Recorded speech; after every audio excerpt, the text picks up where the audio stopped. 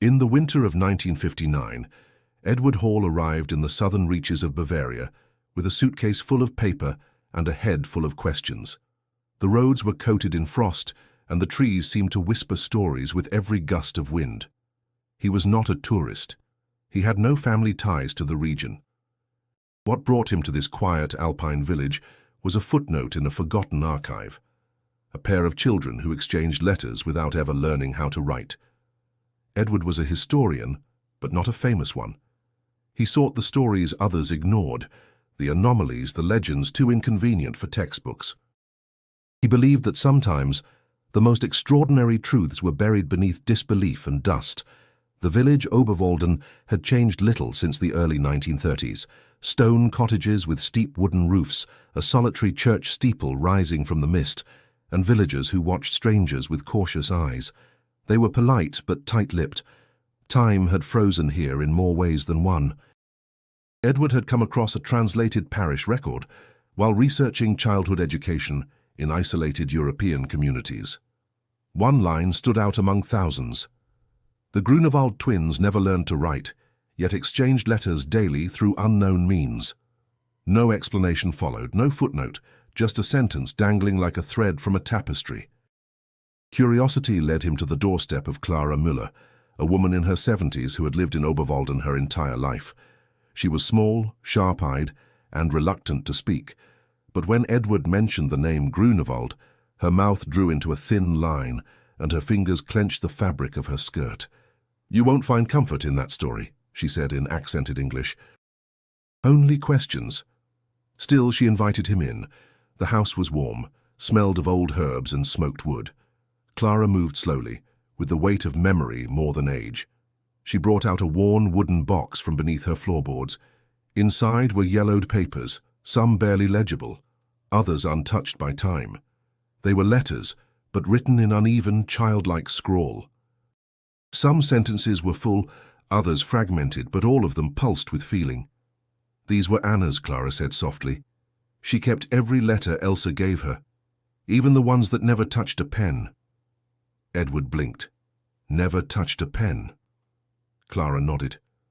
"They said the letters just appeared, folded, sealed, with words from one twin to the other. But neither had ever held a pen, nor been taught how to use one. It sounded absurd, impossible, and yet here the letters were, real as the air he breathed." He unfolded one.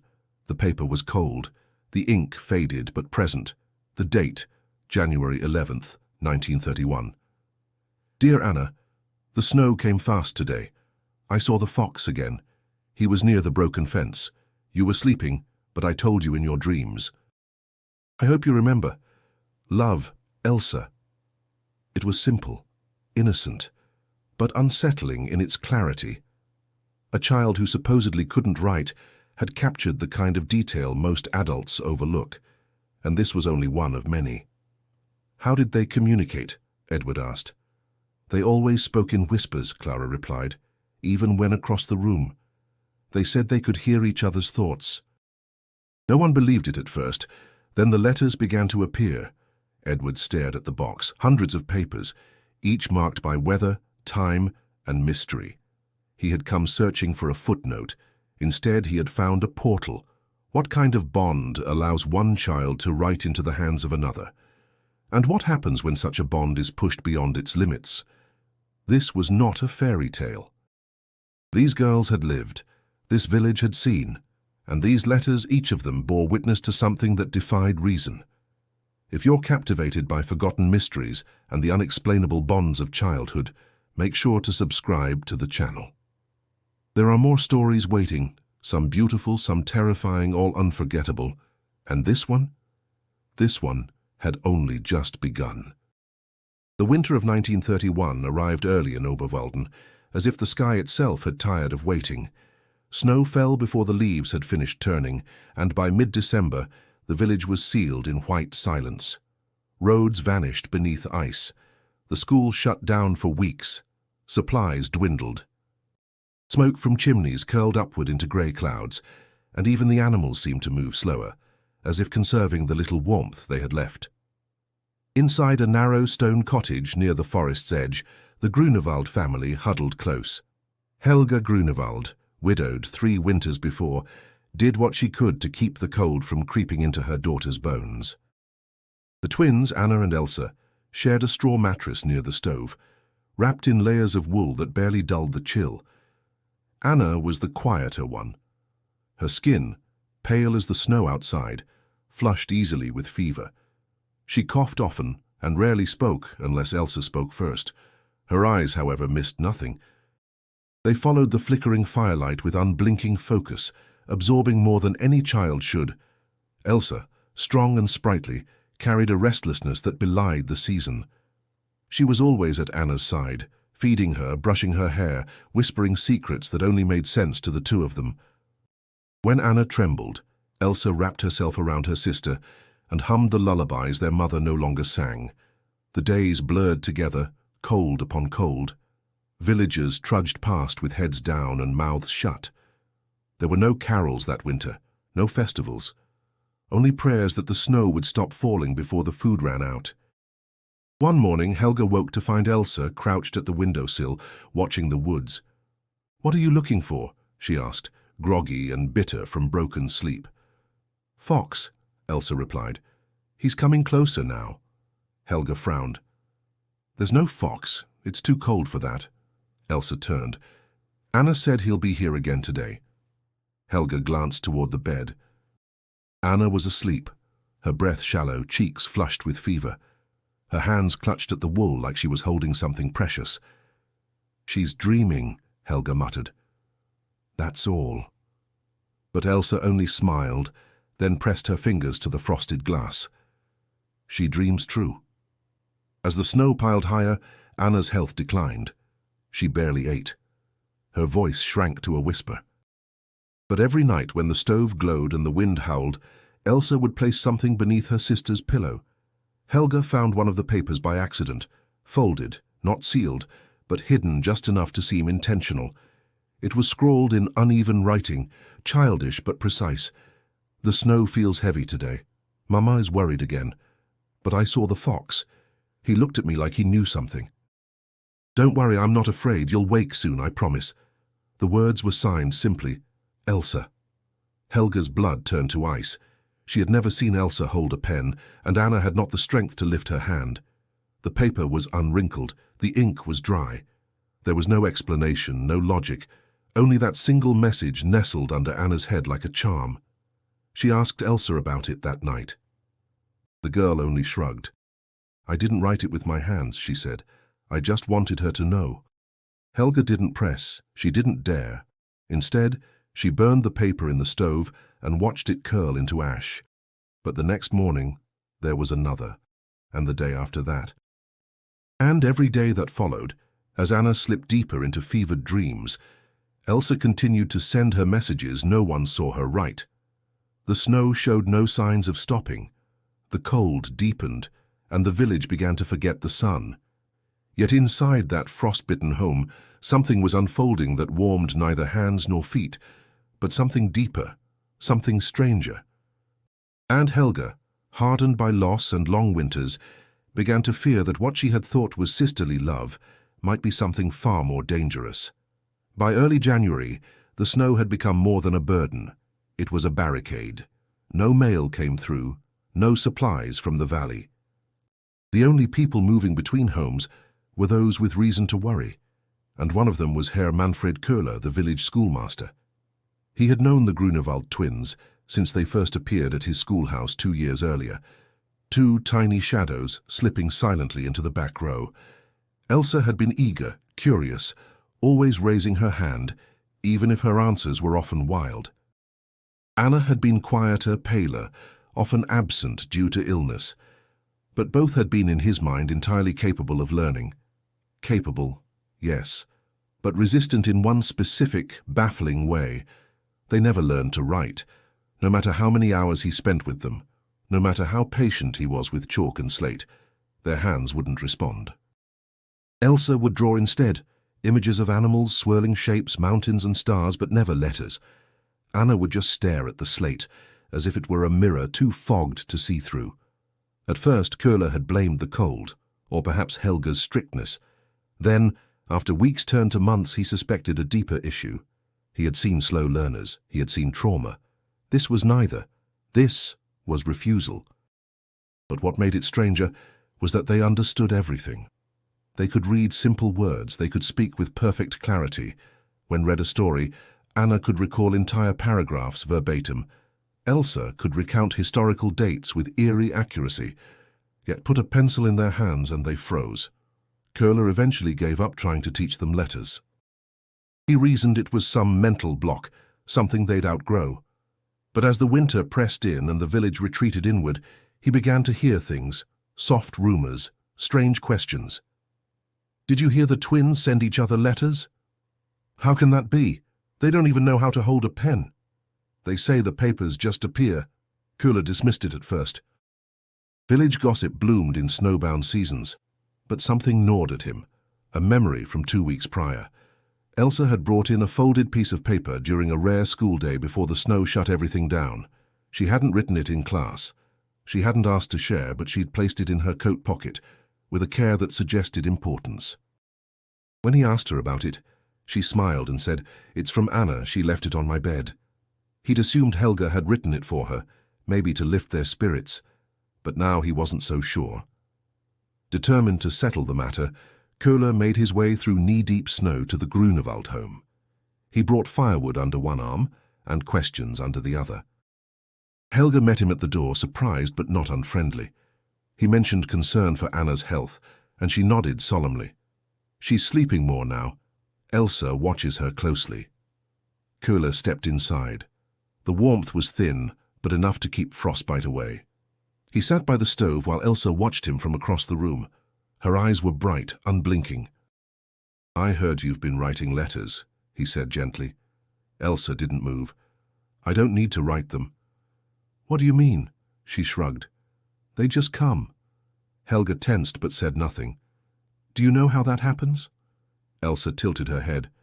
"I just think really hard. Then I find them." Köhler glanced at Helga, who stared into the fire like it held answers. The room felt colder despite the stove. The silence between mother and daughters was heavier than the snow outside. He left soon after, more confused than when he arrived.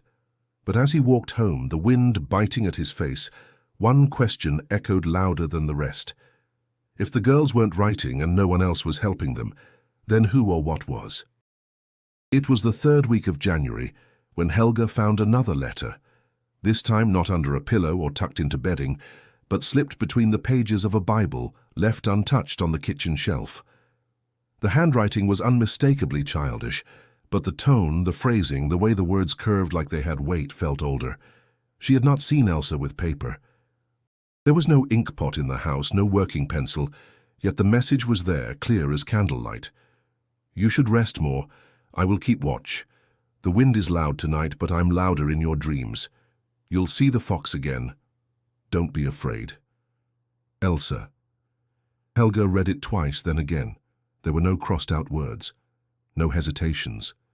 The ink hadn't smeared. She called for Elsa, who appeared instantly from the bedroom. "Did you write this?" Elsa shook her head. "Not with my hands." Helga knelt. "How then?" "I just think the words and Anna gets them. Sometimes she gives them back." Helga's mouth went dry. "You're saying you think letters into being?" Elsa smiled faintly. "Only for her. In most families this would have been dismissed as fantasy, the wild stories of an imaginative child. But in this house, the truth pressed in like the cold, undeniable, sharp, and everywhere. Anna had not spoken aloud in 2 days. Her fever ebbed and returned like a tide, but her eyes remained distant, like she was always listening to something just beyond reach. That night, Helga sat by the stove long after the girls had gone to sleep. She placed the letter on the table and stared at it. She dipped her fingers in a dish of melted wax, rubbed it across the page. No hidden symbols, no tricks. She held it near the flame. No secret layers. Still, she could not shake the feeling that the ink had not been written at all, but summoned. The next morning she searched the house. Every drawer, every shelf, every cracked jar, no ink, no pencils, no pens, Only the scraps of paper Elsa had used for drawings months ago, now kept in a stack near the stove, untouched. Yet when she lifted Anna's pillow, there was another letter waiting. I missed you in my dream. It was just white and the sky wouldn't stop falling. I left you a bird on the windowsill. Please wake up soon. Elsa. Helga burst into the girl's room. Elsa sat upright in bed, holding Anna's hand. What did I say? She asked. Helga shook the letter. This. You said this. Elsa tilted her head. I didn't know the bird part would come through. I was only thinking of it. Helga looked to Anna.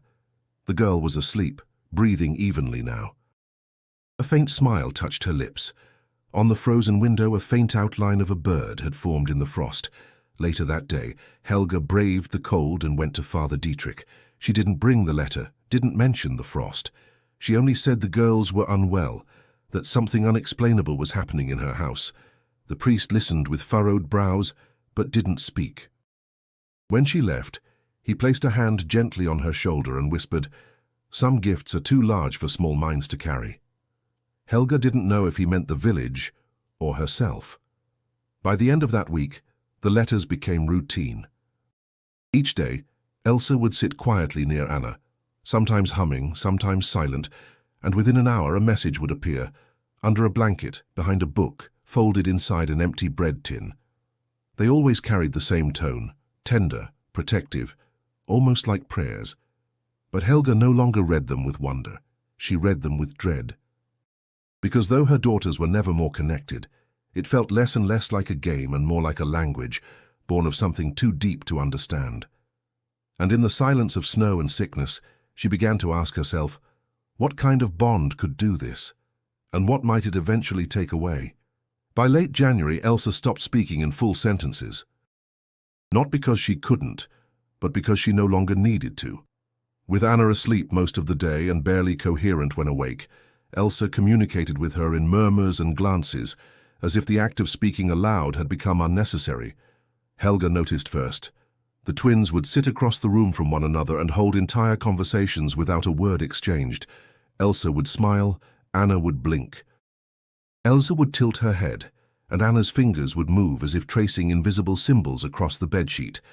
It was unsettling, not simply because it was strange, but because it seemed so natural to them, as if this silent, strange exchange had always been part of them, just waiting for the right conditions to awaken. And then came the drawings. Elsa began sketching constantly. Not her usual forest animals or stars, but shapes no one recognized, swirls nested in triangles, lines spiraling into points, repeating marks that seemed meaningless yet eerily intentional. She drew them in the frost on the windows, in the soot on the hearth, in the dust that settled on the table. Anna, barely strong enough to lift her arm, would trace the same patterns into the pillow with her fingertip. Helga tried washing them away. She even threw out 2 pieces of kindling with the symbols carved in the bark. But they always came back, new, evolving, connected. One night, Helga brought her concerns again to Father Dietrich, this time speaking more plainly. They're communicating with things that aren't of this world, or if they are, they don't belong in it anymore. The priest was quiet for a long time before finally saying, I don't believe they're cursed. I believe they were given something we aren't meant to understand. That's not comfort, she replied bitterly. It isn't meant to be. That week, a rumor spread through the village. A woodcutter's wife claimed she'd seen Elsa outside before dawn, barefoot in the snow, writing strange markings with a stick into the frost on her window. When questioned, Elsa said she hadn't left the house. But the woman swore by it, and soon others began whispering. The twins had always been different, but now they were something else entirely. Helga kept them inside. Not just because of the snow, but because she feared what the village might decide. In Oberwalden, superstition was never far from the surface. People prayed, but they feared more than they believed. And still the letters came. Every day, new messages from Elsa to Anna, though no ink was ever seen, no hand ever caught in the act. Some were simple. Others filled entire pages with looping symbols, half-formed words, and fragments of sentences that made no sense to anyone but the girls. One letter read, "The gate is not locked. only hidden. You see it in dreams when the snow bends inward. I wait for you on the other side. Helga kept that one. When she showed it to Father Dietrich, he said nothing for a full minute, then folded it carefully and tucked it into the sleeve of his robe. I've seen those words before, he said, in a book we no longer keep on the altar. What kind of book? One that speaks of twin souls and languages not learned but remembered. Helga's heart thudded. Remembered from where? He did not answer. The villagers grew quieter. Some stopped making eye contact with Helga. A few crossed themselves when they passed her house. No one accused. Not yet. But fear has its own way of setting fires before a match is ever struck. And through it all, Elsa smiled more. Anna slept more deeply, and their shared language, the one no one else could read or even name, flourished like ivy in the dark. The storm began without warning. One moment the sky was pale and still. The next it collapsed into fury. Snow fell in thick, angry sheets, wind howled like an ancient beast, and the village disappeared into white. Inside the Grunewald home, Helga bolted the shutters and stoked the stove until it glowed. The twins had been unusually quiet that day. Elsa pacing by the window, Anna sunk deep into sleep. The house groaned under the weight of snow, but inside it was still, like the calm between heartbeats. By afternoon, Elsa had grown restless. She kept glancing at the door, her hand twitching by her side. I need to go outside, she said suddenly. Helga turned sharply. No one goes out in this, but the fox is here, I heard him. Helga crossed the room in 2 strides. You will stay inside, Elsa. The wind would cut you in half. Elsa looked toward Anna. Her sister hadn't stirred in hours. She saw him too. She said I should follow. You are not going anywhere, Helga said, voice sharp as a blade. Elsa's shoulders slumped. She nodded.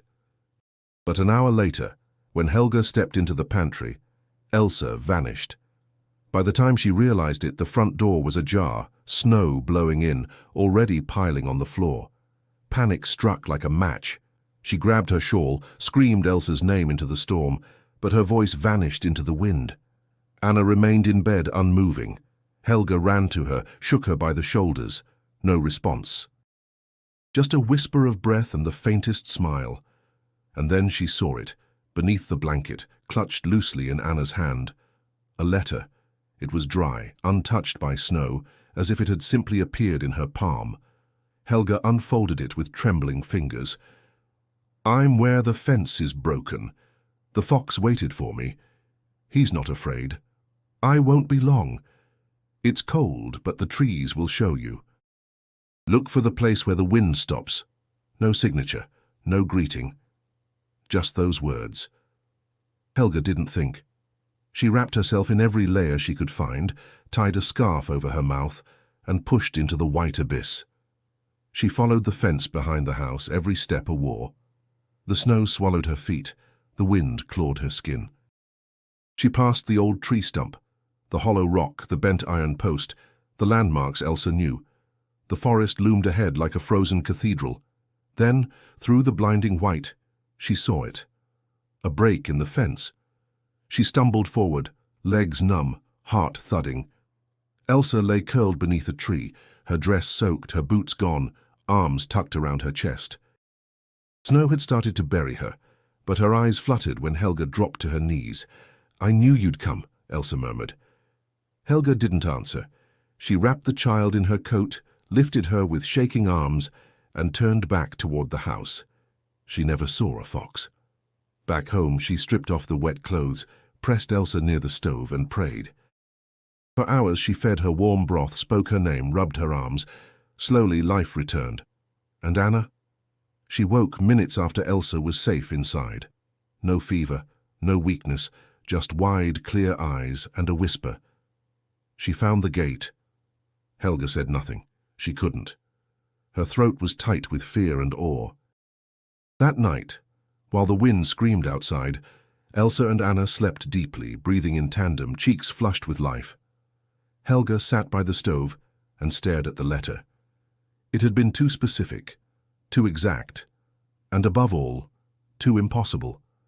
No child could have written it, no child could have known those landmarks, unless the letter hadn't come from memory, but from something else entirely. For the first time, Helga wondered if the bond between her daughters wasn't just powerful. Perhaps it wasn't even theirs to control. The days after the blizzard passed with an eerie calm.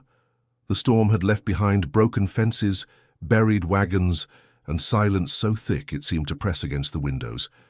But inside the Grunewald home something had changed.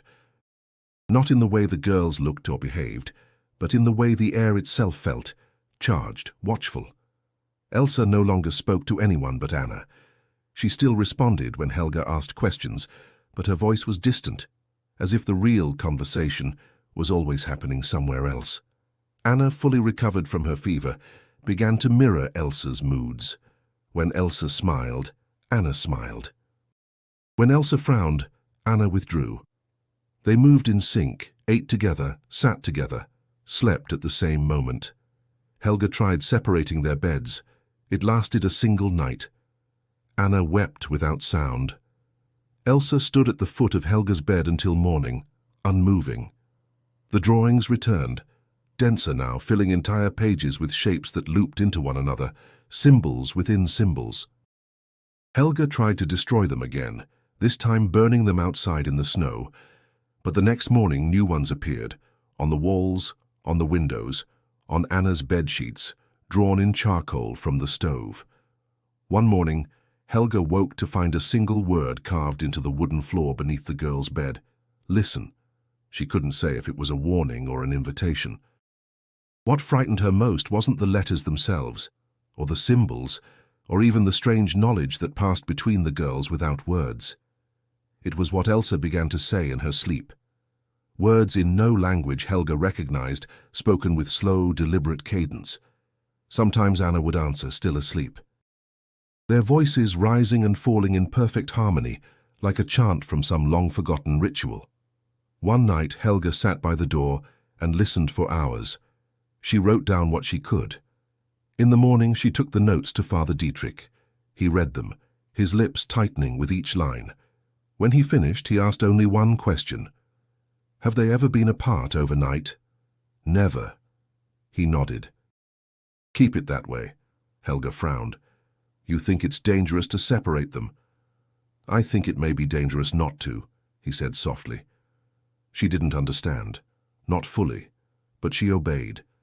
Still, she couldn't ignore the signs. Elsa had begun to change. Her drawings became darker, scenes of mountains split in half, of doors buried in snow, of eyes in the sky. Her letters to Anna, once soft and filled with affection, now carried warnings. Don't open the third gate. He is listening when the wind is still. I saw you on the other side, but you weren't you. Helga found them hidden in the cracks of the walls, beneath firewood, inside her own shoes. She stopped asking where they came from. She feared the answers. One evening, as the snow began to fall again, Elsa stood by the window and whispered, They want her more than me. Helga turned sharply. Who? Elsa didn't answer. She reached out and traced something in the frost on the glass, a spiral turning inward, tighter and tighter, until it vanished into a black dot. Anna sat behind her, drawing the same spiral into her pillow. That night, Helga lay awake for hours, heart pounding, praying without words. She no longer doubted her daughters had been given something unnatural. She only questioned whether it was a gift, or the slow unfolding of a curse wrapped in love, a curse that could write itself into the world without hands, without ink. And Helga began to wonder if, whatever this thing was, it had only just begun to speak. In 1959, nearly 3 decades after the snowbound winter that sealed Oberwalden into legend, Edward Hall stood before the old Grunewald cottage with trembling hands and a rusted key. The door groaned open, resisting as if reluctant to reveal what remained. The house had long since been abandoned, its walls bowed by time, roof sagging under years of weight, but it was still standing, and Edward had come to listen. He walked carefully, his boots crunching over broken glass and fallen plaster. Dust clung to the air like breath never exhaled. Every surface bore the silence of things left behind. Yet something called him forward, past the hearth, through the narrow hallway to a door at the rear of the home that had no handle, only nails, old rusted, hammered in with haste. It was Clara Müller who had told him of it. There was a room Helga sealed shut before she left, she'd said, eyes clouded with memory. She told no one why. Edward removed the nails one by one, heart pounding louder with each pull. When he pushed the door open, it released with a whisper, revealing a narrow chamber cloaked in shadow.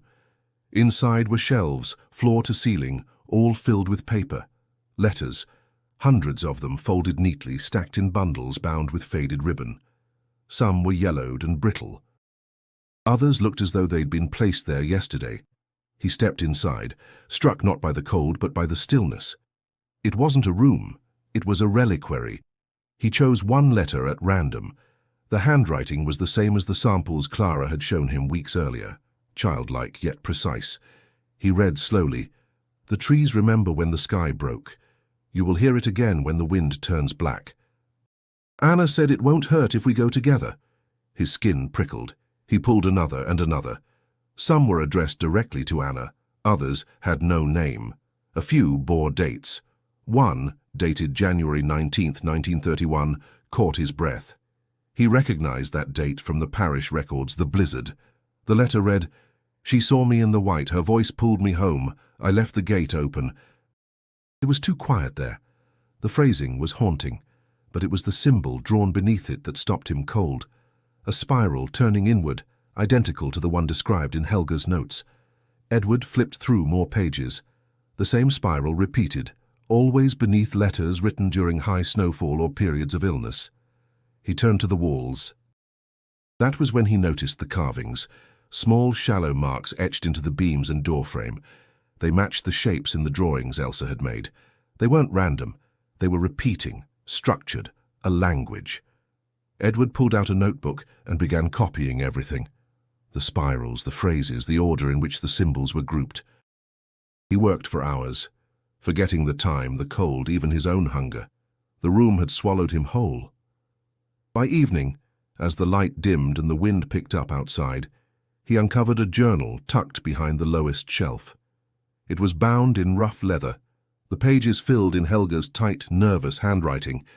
The final entry read, "I don't know where the letters come from anymore. Elsa sleeps less. Anna speaks words no child should know. I burned 3 pages today, the walls wept. If I leave this room sealed, maybe it will stop. Maybe it will stay with the wood, the dust. I can't carry it any longer." Edward sat in silence. The air inside the room was thinner now, or maybe heavier. He wasn't sure. What he did know, what he couldn't deny, was that this was no longer just a story about 2 girls who couldn't write. It was something else, something that had waited to be found. The journal's spine cracked with age as Edward opened it fully for the first time. The pages smelled of dust and pine resin, the ink faded but legible. Helga's handwriting was tight, each line crowded with tension, like she'd written in a rush, afraid of what might happen if she paused too long. He began at the beginning. January 5th, 1931. Elsa speaks to Anna without words. I thought it was imagination, something innocent. But the first letter came today on Anna's lap while I was chopping wood. I hadn't heard writing. I hadn't seen it placed. But it was there, folded, addressed to her. The next entries spiraled quickly. January 8th. I watched Elsa sit perfectly still for 15 minutes. Then she stood, walked to the window and said, "It's under the bread tin." It was. A new letter. I asked her how she knew. She said, "Because I was thinking it while Anna was sleeping." January 12th. Anna hasn't spoken aloud in over a day. Yet her face moves when Elsa hums, like she hears something I can't. When I asked Elsa if she could hear Anna back, she just smiled and said, "Always." The entries grew more urgent. January 14th. The symbols are everywhere now, not just in drawings, in the grain of the wood, the way the frost spreads on the window. I saw a knot in the floorboards this morning that looked exactly like the spiral. I blinked and it was gone. Then came the first confession. January 16th, I burned a letter today. It frightened me. Spoke of doors in dreams, of someone watching from the tree line. Elsa said nothing as I put it in the stove, but that night the fire flared without cause. The wood hissed like it was alive. The next morning I found the same letter under my pillow, unburned. Edward's pulse quickened. He remembered Clara's vague warnings, the way she had refused to go near the house. He turned the page. January 19th. The blizzard came. Elsa disappeared. Anna slept with a smile on her face even as the wind howled. After I brought Elsa back, Anna woke as if nothing had happened. I asked Elsa why she left. She said because she asked me to. When I pressed her, she said, in the place with no snow on the trees. I don't know what that means, but I found her exactly where the letter said. Then, a shift. The handwriting grew more frantic. Words scratched harder into the page. January 22nd. Elsa won't stop drawing. Anna won't stop watching. Their eyes follow me now. Not with malice, but with knowing. I tried to throw away the letters again. They came back, all of them. In the cupboard, in the stove, one inside my coat. January 23rd. I've sealed the small room. I don't know what good it will do, but I had to place them somewhere. Somewhere they won't whisper, because that's what they do now. I hear them sometimes, even when I'm alone. They don't use words. Just wait. Pressure. Like being stared at from behind your ribs. The last entry was short. January 25th. If anyone reads this, I'm sorry. I loved them. I still do. But love isn't enough when something else is loving them too. Edward closed the journal slowly. He sat in the room for a long time, unsure what to think, unsure what to feel. The letters, the drawings, the silence, it was all documented, all there. And it matched the records, the stories Clara had whispered, the reports in the schoolmaster's notes. Nothing had been exaggerated. If anything, the truth had been buried deeper than he'd feared. He looked back at the shelves, at the stacks of preserved letters, each one a voice, each one a memory. Each one a thread in a tapestry no one wanted to finish weaving.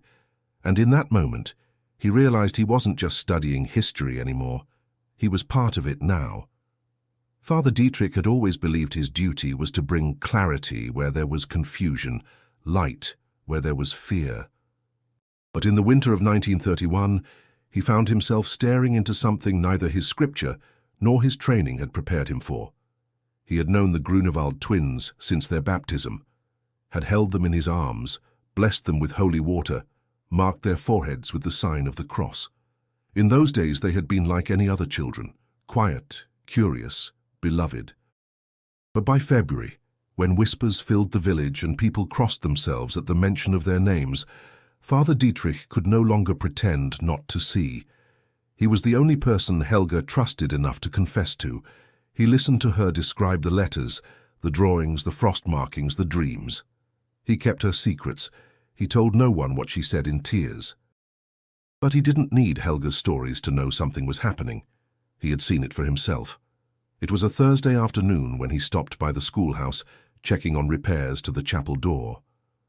Herr Kohler had left early, and Elsa was there, seated quietly at one of the desks. He greeted her, expecting a shy smile, maybe a wave, but she only looked at him, eyes wide and fixed. Before he could speak again, she opened a blank book on the desk, hovered her finger above the page and stared. No ink, no pen. And still, words began to appear. Letter by letter, as though the page were remembering something that had never been written. She is waiting where the trees do not breathe. When he reached for the book, she closed it gently. I didn't mean to show you, she said. He left without a word. That night, he entered the confessional alone. He lit a candle, closed the grate, and recorded his own voice into a small phonograph he kept for private thoughts. It was a habit he'd started during the war. Now it returned like instinct. I saw something today, he said, something that defies scripture. A child, writing with air and thought. I do not know if it is divine or profane. I only know that it is real. He kept the recording hidden behind a false panel in the sacristy. The next day, he asked Elsa about what he'd seen. She didn't deny it. I don't make the words, she said. I just find them. Where? He asked. She shrugged. They're already there. I just look hard enough. And when he asked her what Anna saw, Elsa answered quietly, More. That was when he understood. Elsa was the channel, but Anna was the source. From that day on, he began studying ancient texts in secret, volumes discarded by the diocese, remnants from older faiths and suppressed doctrines. He found mention of soul pairing, of dream language, of children born with tongues that speak beyond tongues. None of it helped him sleep. None of it told him what to do. He could not tell the bishop. He could not tell the villagers. They would act out of fear, and fear was hungry. Fear took things it didn't understand and called it mercy, but the fear lived in him too. He began locking the church at night, kept holy water by his bed. He prayed not just for the girls, but to them, quietly, not in worship, but in desperation, that they would stay small, stay hidden, stay safe.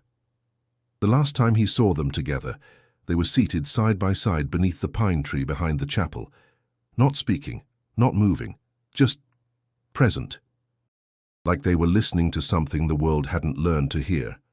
When they left the village, he did not try to stop it, because in his heart, he believed staying would have been worse. The order came without warning. It arrived in the form of an official letter, stamped by the diocese, delivered by a messenger who would not meet Helga's eyes. It stated that, for the safety of the girls and the peace of the village, Anna and Elsa were to be placed into separate convent boarding schools until further notice. The rationale was cloaked in formality, education, health, spiritual development, but Helga knew what it meant. Someone had spoken. Someone had been afraid. She wept as they were taken. The sisters didn't cry. They held each other's hands until the last moment, whispering words no one could understand. When they were pulled apart, Elsa didn't fight. Anna didn't scream. They simply went still, like marionettes, whose strings had been cut. Elsa was sent to St. Ursula's in the north, a stern stone fortress known more for discipline than warmth. Anna went south, to a smaller convent where the nuns spoke only Latin and moved like shadows. The silence was immediate. For 11 days, neither spoke, to anyone.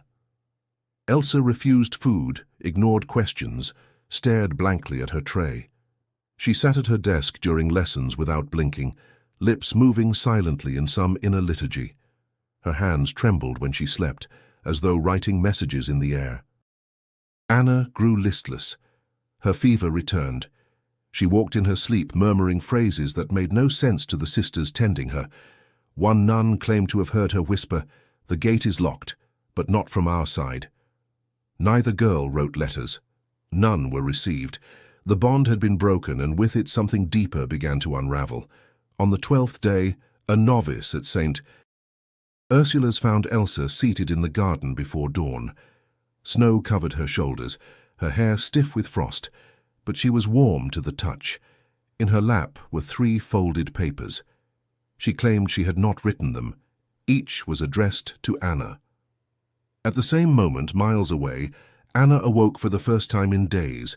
Her pillow was damp with sweat. In her hand she clutched a torn scrap of paper. No writing, just the spiral drawn in ink darker than anything the convent owned. From that point forward, the letters resumed, not mailed, not carried, simply appearing, sewn into the hems of dresses, folded into hymnals, pressed between the pages of Bibles. Sometimes both girls would receive the same letter on the same day, but with different endings. Sometimes the same beginning, but different voices. The convents, initially alarmed, tried to stop it. They inspected clothing, searched rooms, interrogated the girls. Nothing helped, the letters came anyway. Elsa's condition worsened. She began speaking in bursts, half-sentences, fragmented phrases that frightened the other girls. Words in unknown languages, numbers that meant nothing, names no one recognized. Once, during evening prayers, she stood up and declared, "She's fading. I'm not enough on my own." They sedated her after that. Anna began drawing again. She scratched spirals into her mattress, traced lines on the stone floor with water from her cup. When asked what she was doing, she replied, "Listening." No one dared ask what she heard. At both convents, incidents grew more frequent. Lights flickered, windows cracked without cause. Candles burned down to nothing in minutes. The sisters prayed harder, and yet each new day brought more letters. Longer, stranger, more urgent. One found beneath Anna's bed read, "I can feel the gate opening, but not the right one." Another discovered sewn into Elsa's sleeve, "You saw me, but it wasn't me. Don't follow that voice." The girls were never reunited. But on the 13th day, at the exact same hour, in two separate convents, both stood from their beds and, for the first time in nearly 2 weeks, spoke aloud. Each said only one word. Soon. It was the morning of February 14th, 1931, when the bell at St. Ursula's tolled early, long before matins. The sisters moved quickly through the corridors, their steps hushed, their faces drawn. Elsa Grunewald had died in her sleep. There had been no signs the night before, no fever, no pain, no episode. She had eaten half a bowl of soup. She had looked out the window for hours, and when Sister Agnes checked her cell just before dawn, she found the girl lying peacefully, arms crossed, mouth slightly open as if about to speak. There was no note, no final word, just stillness. At the convent where Anna stayed, the sky darkened at midday. The nuns said it was only a storm. Anna didn't speak for hours. She didn't cry. She sat at her desk, unmoving, her hands folded tightly in her lap. Then, just before evening prayers, she rose, walked barefoot to the chapel and sat at the front pew. She remained there until nightfall. When one of the sisters finally approached, they found her holding something, a letter. No one had seen her write it, no one had seen anyone bring it. It was folded once, with no name, no address, just a symbol drawn on the back, the spiral. Inside, in a different hand than any before, the message read, "There is a place beyond the snow and breath, where time turns inside itself. You do not have to look for me anymore. I am always with you, even when you stop remembering. He cannot follow here, he doesn't know the words. You do. And when you are ready, I'll be singing." That night, Anna didn't speak. She didn't eat. She lay in her bed, eyes open, and whispered melodies that none of the sisters recognized. They were not hymns, but they were beautiful. The next morning, Anna was gone. Not vanished, she hadn't fled. Her bed was made, her shoes beside it, but she was no longer there. One nun claimed to have seen her walking into the snow at dawn, barefoot, eyes closed, singing. A search was organized. Footprints were found, but they stopped at the edge of the woods. Beyond that, nothing. No child, no sound, only silence. And then came the wind. It rose suddenly, without warning, and swept through the village with a chill that bit into stone. Snow fell in a strange spiral pattern, the flakes circling instead of drifting. People watched from windows, speaking in hushed tones, clutching their crosses. At Helga's home, the wind knocked over a shutter and broke the lock on the back door. When she went to close it, she found a single folded paper resting on the doorstep.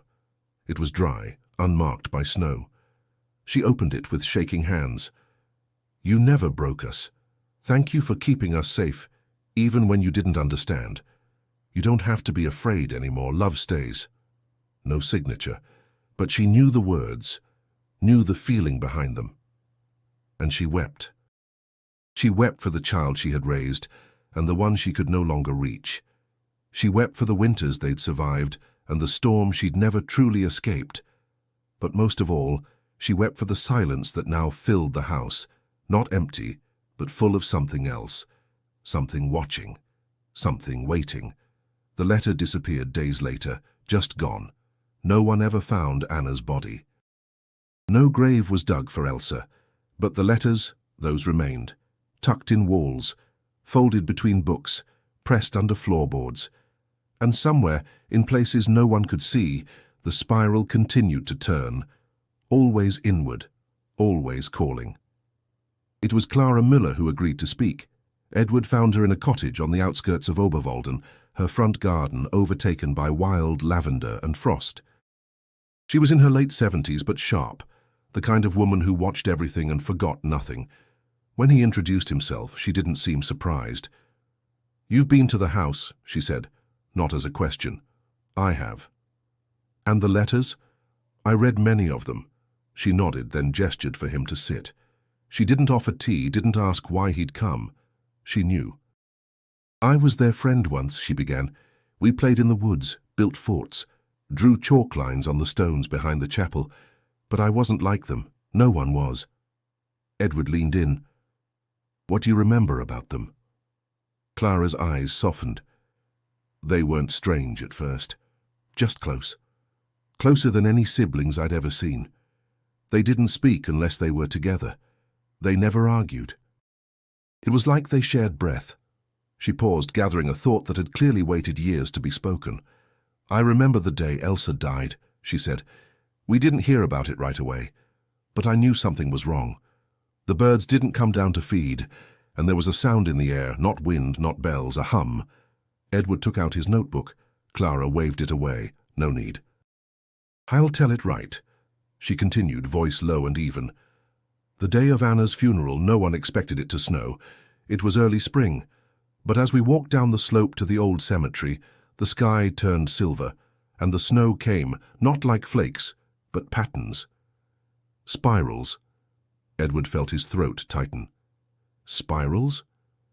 "They fell slowly, and they didn't melt when they touched the ground. I remember someone whispering, 'She's writing again.' I think it was Helga." "And Anna?" he asked. "She didn't speak after Elsa died, not once. She looked through people like they weren't there. But at the funeral, just as they lowered the coffin, she opened her mouth and began to hum. That same hum I heard the day before, the same note over and over." Clara closed her eyes. Some of us started crying, not because it was sad, because it was too much, like hearing something that wasn't meant for human ears. "What happened to her after?" "She walked away." Edward frowned. "What do you mean?" "She stepped away from the grave and just kept going. Into the woods, no coat, no shoes. Helga didn't stop her, no one did. Did you ever see her again?" Clara nodded once. "Only once, years later. I was walking through the market when I saw her, grown thin, wrapped in a grey shawl. She didn't buy anything. She just watched the snow falling on the bread stand. Then she looked at me. And she smiled, not kindly, not cruelly, just like someone who knows everything about you." Edward sat in silence. Then Clara said, "I found a letter the next morning." "On my windowsill." He froze. "From her?" "From both. It was signed with 2 initials, A and E. It said, 'We still remember the stones you drew on.' That's all. Do you still have it?" Clara reached behind her bookshelf and pulled out a brittle envelope, untouched by age, sealed with a small wax spiral. She didn't open it. She placed it in Edward's hands. "You'll know when to read it." He nodded, unsure what to say. Clara looked out the window. Whatever they touched, it's not gone. It's just quieter now. Edward left without another question, and as he walked through the village, past silent windows and snow-dusted paths, he began to wonder, if silence could be written, would it look like this? Edward returned to his hotel that evening with the envelope still in his pocket. He didn't open it. He couldn't. Something about it felt final, not in the way a last chapter ends, but in the way a door closes behind you and doesn't open again. Instead, he wrote, for 3 weeks he compiled every note, every page from Helga's journal, every transcription of the letters he'd found. He catalogued drawings, analyzed the language of the symbols, traced their patterns against old European mystical systems, forgotten alphabets, childhood ciphers.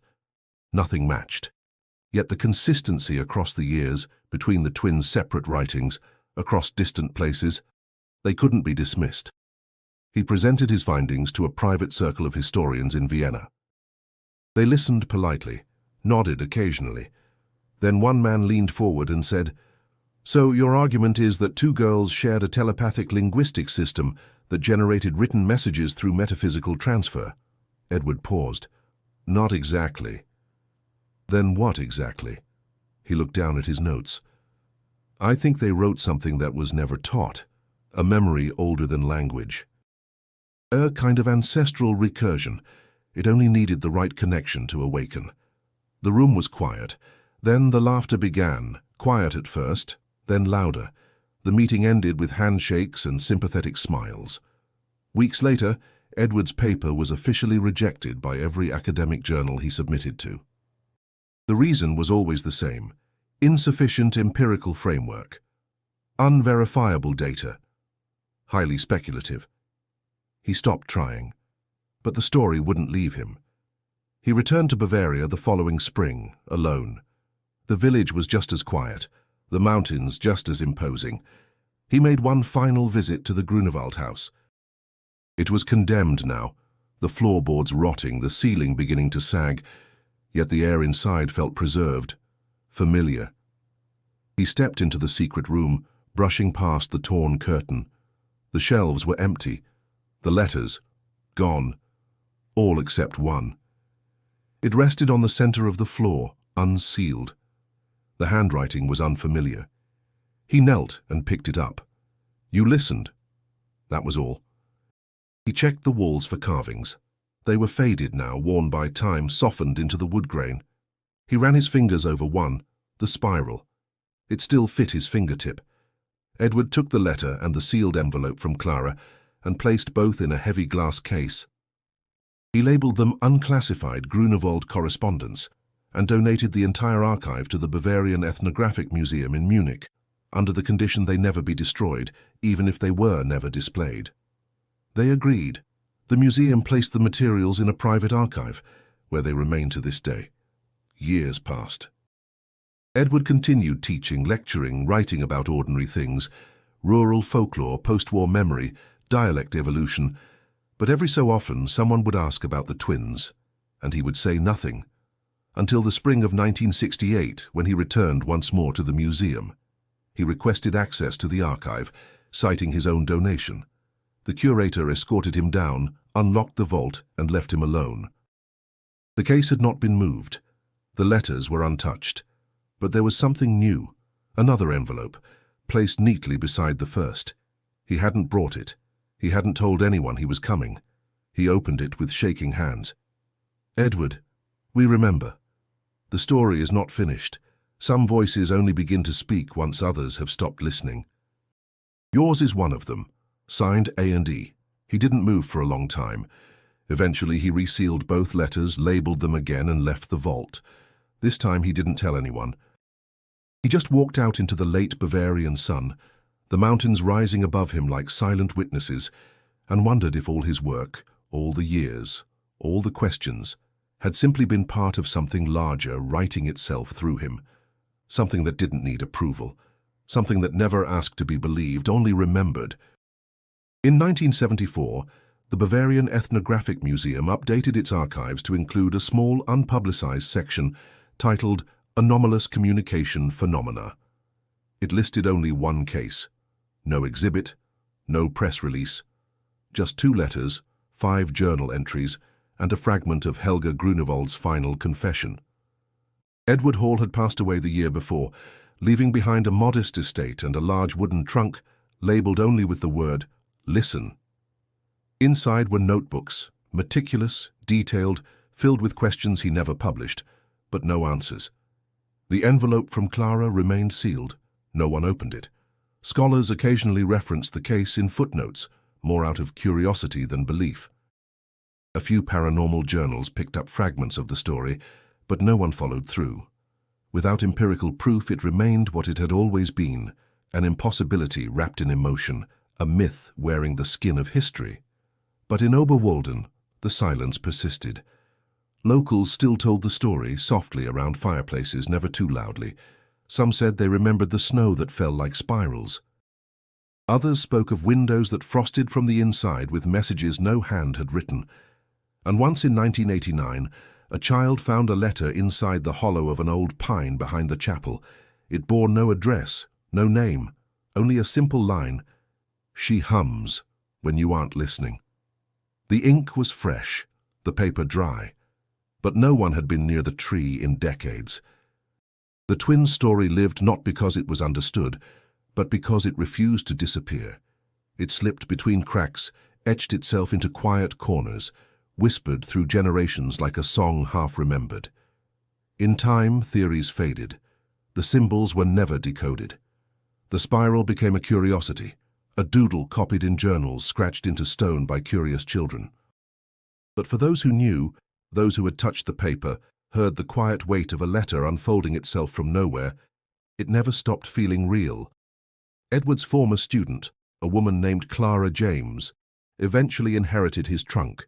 She read every word, travelled to Oberwalden, walked the perimeter of the Grunewald home, now overtaken by ivy and silence. She left a note in the doorframe before returning to London. A month later it vanished.